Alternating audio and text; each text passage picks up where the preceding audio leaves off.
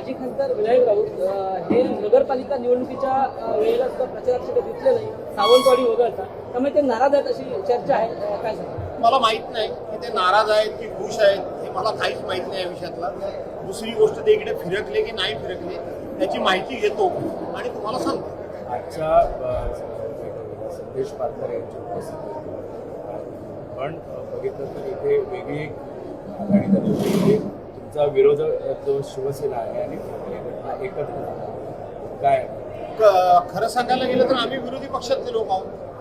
ज्या वेळेला सत्ताधारी पक्षातले लोक आमच्याबरोबर आघाडी करायला येतात त्या अर्थी निश्चितपणे कुठेतरी समान हेतू, एक समान धागा की सर्वांनी एकत्र येऊन काहीतरी चुकीचं घडतंय त्याला थांबवलं पाहिजे म्हणून हे सगळे एकत्र आल्याचं दिसतं. सर, तुम्ही भाषण करताना अरविंद सावंत यांनी म्हटलं होतं की तुम्ही एक संदर्भ दिला होता जुन्या सभांचा, त्यावेळी तुम्ही म्हटलं होतं की त्या पक्षाने मला मंत्री केलं, तुमच्या पक्षाने केलं नाही. या संदर्भात काय सांगाल? नाही, तसं नाही. मी जेव्हा भाषणात सांगितलं की मी 3 नगरपालिका जिंकल्या राष्ट्रवादी काँग्रेस पक्षामध्ये असताना आणि जिल्हा परिषदेची तयारी सुरू असतानाच निर्णय क्षणी मला इथून संपर्क मंत्री पदावर बदललं, तर त्यांनी सांगितलं की ह्या पक्षाला नाही त्या गेल्या पक्षाला.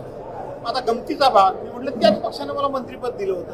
गमतीचा भाग आहे, एवढा काही गांभीर्याचा भाग नाही. नाराज आहात का या पक्षाने मंत्रिपद दिलं नाही म्हणून? आता मंत्री ऐकून त्यांच्या सध्या बघितलं तर निवडणुकीच्या निकालानंतर कुठेतरी भाजप आणि शिवसेनेमध्ये कुठेतरी आरोप प्रत्यारोपच्या पहिली दोन भावांमध्ये सध्या